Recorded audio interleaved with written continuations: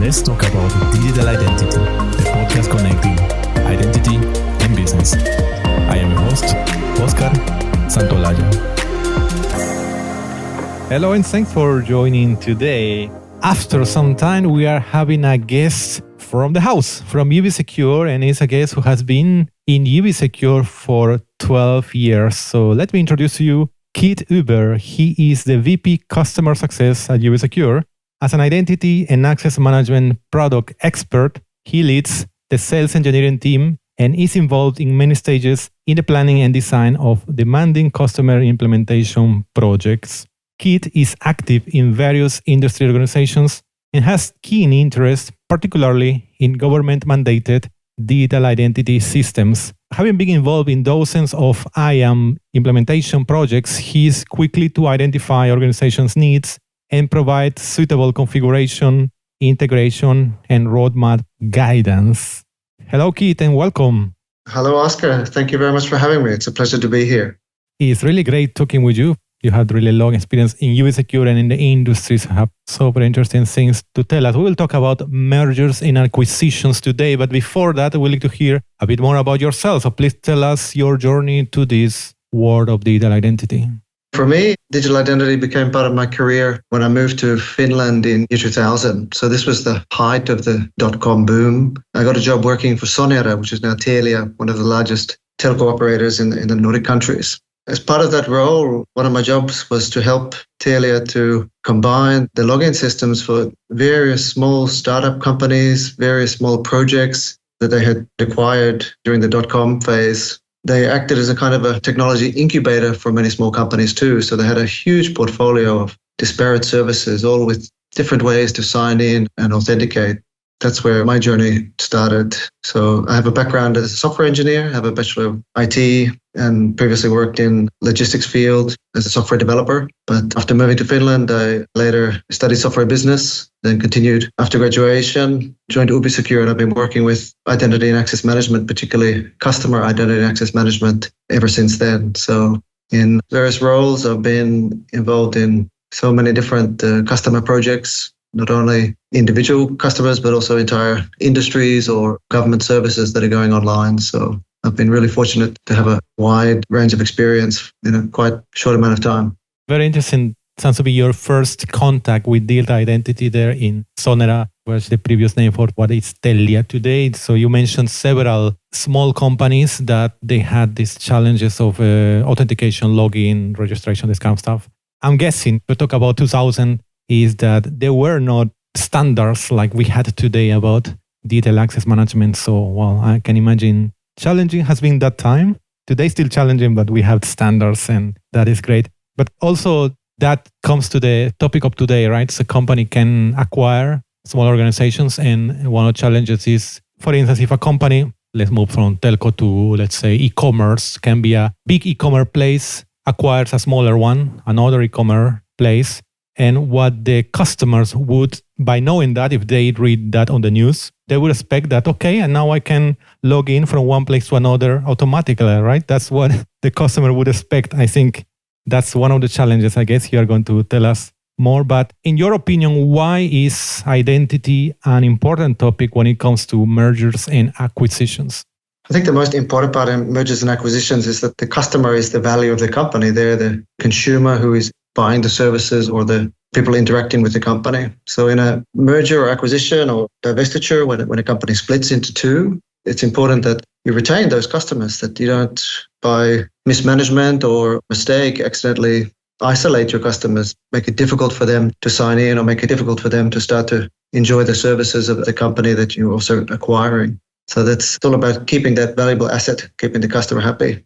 Yeah, I agree, because it might be that you, as a customer, one can be super happy with a service, with a company. And after that, after the merger acquisitions, well, things don't work so smooth anymore for the customers, right? And that can make, as you said, have the customers unhappy. In most cases, mergers are all about acquiring some type of complementary company or company that offers a service that is enjoyable for the current user population. So it's all about allowing them to start to consume more and more services so you get more revenue for every customer. Exactly. So now if you put the shoes of a company that knows that they are going to be merged or there is acquisition already in place and start to plan how we are going to merge the systems, etc. What are these for you are the top, the key identity considerations that this organization has to go through? You spoke about the importance of standards and how the industry has really standardized on some key identity standards. So for companies who are looking to grow through either being acquired or acquiring other companies, it's important that they have their identity management under control. They're using standardized systems. They're using the same standards that other services use. That makes that migration and integration process much, much easier. And part of that underlying is all about data quality. So making sure that you're keeping your user information, user database, not only secure, but up to date, that it's full of verified and valued information that can be easily used to match accounts as you go through that merging process. Another really important thing is to really plan carefully about how that merger will look from the end user perspective. That will they retain, which account will they retain, will become their core account, or will you allow the customers to sign in using both types of credentials that they already have? And then what's the timeline, for example, sunsetting the unused or the system that will be turned off? Generally, in terms of mergers and acquisitions, you want to simplify the IT systems by merging them and then sunsetting or turning off the system that you don't choose to continue with. And that's all about reducing the overall costs for not only licensing of the system, but also uptake and management of the system and simplifying the IT architecture to reduce, for example, simple things like customer support when somebody has trouble logging in or resetting a password or enabling a new authentication method, that it's common across the whole organization. There's a slight risk there that by combining multiple systems, even 2 or 3 into one, you're also putting your eggs into one basket. So there's, of course, a risk of having a single point of failure. But on the flip side, you have more people, more IT resources looking at one system, focusing on one system and having expertise in that one system and keeping that up to date and smoothly running. And all modern identity access management systems are fully reliable at scale in that type of scenario. And I guess also one point is we've been talking mostly about customers, but about the workforce, about the employees, I think there are also important considerations.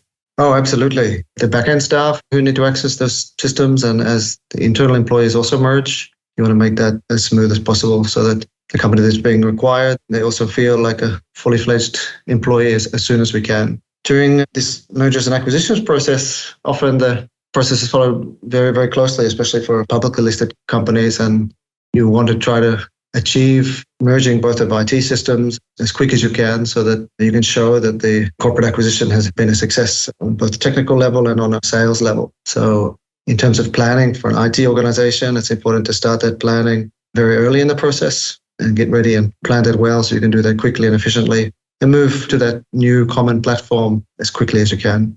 Yeah, I think you mentioned the fact that the system has to be consolidated. No, that's the biggest part of these projects of identity access management. It's cases of mergers and acquisitions. So to start seeing what are the drawbacks and the benefits of consolidating these systems?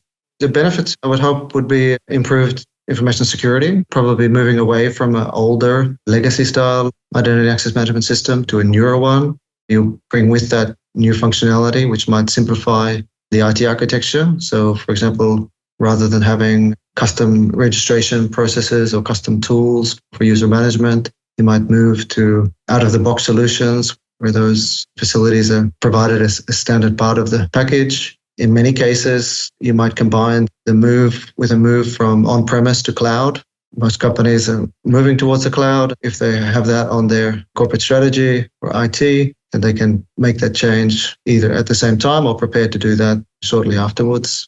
The risks, as you say, is a very simple thing can be if, for example, consumer-facing services, a lot of users are already logged into devices or they're already logged in with their browser, different password managers, different browsers and applications. Remember the user in different ways. And if you start to upset the flow of how those passwords are remembered and presented to applications, you can very easily sort of lock your users out. For a wider consumer population, the sheer frustration of having to remember their password or go through a password reset process can be a big difference. The difference between giving up and downloading the next app of your competitor. So it requires a bit of careful planning to make that flow as smooth as you can. Typically in that system, you'd allow the users who are migrating off the old system to sign in once using their old system. Ideally, you would be able to migrate any existing password hashes from the old system to the new system, or have a very smooth onboarding flow to allow them to either set a new secure password or log in using a strong authentication method, either a government or banking ID used by users in that region, or some other existing strong authentication method that the user already has. That remembers me. Some cases have been involved in which the passwords have been hashed, has to be, of course, but long time ago, and when there were less agreed standards about that. And that can be tricky if the new system that is importing these hash passwords is not compatible with the old system. So that can create problems. So that's why standards is fulfilling the current standards. And of course, also having some backward compatibilities is super important into this. There's some really simple benefits. For example, in many older legacy systems, the username is based around either a randomly generated number or letter combination, or it's provided by the user themselves. And for many end users, it's a challenge to even remember what their username is. In the extreme situations, we see corporate systems, for example, B2B systems, where the customer needs to put in not only the customer number, but they also put in a user ID as well as a password. To migrate to a system where you maybe simplify that, more like consumer-facing services, where you could either centralize around using your email address as your identifier, which is much, much easier to remember, or allow the user to link their account to an existing account, such as a social media account or LinkedIn or other Microsoft account, for example. So allow the users to sort of move away from having a proprietary username format and move on to having for example, a corporate email address or their personal email address as their account identifier. Yes, and now moving to how to make this consolidation in a good way, how to have success in this CIAM consolidation. What's a good approach? Could you tell us the main points about that? I touched earlier the importance of data quality. So to make sure that the data is clean before you start to do any type of migration, it's really important to understand what data in each system is and how it's validated, and make sure that those formats are valid in the new system. There's a very clear decision point of to which system you're going to migrate, which system will be the ongoing system in the future. So typically that would be one of the two existing systems to the more modern of the two, to the one which has got the more capabilities and more features, longer life cycle. But it may be that you choose a third system, a new system, to replace both and migrate those systems to the new. And that provided, for example, a jump forward, for example, to support newer scenarios, such as not only different types of strong authentication techniques or identity protocols, but also things like identity delegation or electronic power of attorney, these type of services, which existing legacy systems might not support out of the box. From the end user perspective, so whether they're B2B users or consumer users, it's really important to have very clear communications that, okay, the company has been acquired, the name is possibly changing, the brand is changing. Please be aware of this from the very beginning. And then very clear communication about when things change in the IT system. So allow the users to be aware that when they log in, their login screen might change, might look different. They might have to set a new password or re-verify their email address, for example. It's really important to have that communication in as clear, user-focused language as possible. Yes. A lot of IT teams make the mistake of using the language that they understand and not the language that the user understands. Yeah, I have seen actually some example like that. I don't remember the names, but sometimes come one email saying, okay, we are having this transition to a new brand. And it looks so simple that, okay, yeah, nice. And other times it's completely techie jargon that, oh my God, what are you talking about? That's right, yep. Then you have to decide whether to move everything in one go. So have a certain date where you migrate everything in one go, do a big bang approach, or you're migrating applications sort of one by one or user groups one by one. Some of that can be done, for example, as the user logs in, you can migrate users on a user-by-user basis, or it kind of depends how much the applications are shared across the different companies, how many users use applications from both of the companies involved in the merger. So those are the main points for consolidation of identity and access management systems. From a technical perspective, it's important to try to identify if there's a common attribute between those two systems. So if you have a trusted attribute from each of the user repositories. For example, an email address that has been verified, or a phone number that has been verified, even an identity number, a social security number, or a national identity number. And these can be used as common attributes to allow automated migration of users so that they can log in automatically in cases where, for example, password hashes can be migrated, or where the user is signing in using a government or national ID platform. Yes, and in terms of compliance, normally what are the compliance points that are relevant in this type of projects? Yeah, so particularly it's around collecting consent where required from the user about how the data is going to be. Maybe the data controller will be, processor will be changed during that process. So using, again, your IAM tools to collect that as the user signs in again, explaining that and communicating any changes to the terms and conditions. In cases where the system is in different geographical areas or in different legal jurisdictions, there may be requirements, for example, for storage of user data within a certain country's boundaries. So you may have to replicate data or have data stored within a region. You have to think carefully about those situations, especially in global or cross-regional mergers and acquisitions. Yeah, certainly. And we've been already touching several aspects beyond the technical. The technical side, of course, we talk about standards, we talk about security, but we also talk about compliance, for instance. We talk about branding and how to communicate these things. Many people are definitely involved in all these projects that are connected to the migration of identity access management, but it's way beyond what identity people work on that. So if you can close telling us what is your ending piece of advice for companies that are today planning on mergers and acquisition? I'd say definitely take advantage of the opportunities that the move to a new identity access management system can provide for customers. So, for example, if you haven't been able to take advantage of things like linking accounts to existing user accounts, allowing users to have federation, meaning that when they've signed into your system, they can also sign in to complementary services, giving the users new tools around managing their own account, having a really good user dashboard and a way to agree or modify their permissions for the system. I think beyond just the raw savings in turning off one system or reducing the support costs for having to deal with multiple different systems, there's real advantages in moving to one common system that has the new corporate brand, is smooth and secure for the end user, and gives them also new functionality. They see that, okay, it's the advantages I get to sign in, but I also get this new thing. I also get a more secure account or easier way to sign in. I think that's something to use as an advantage in that. Also, a real big move, a real good opportunity is to think about at that stage moving to the cloud. If you've been hesitating about moving your identity access management system to a cloud-based service, it can be a good time to do that during a merger and acquisition.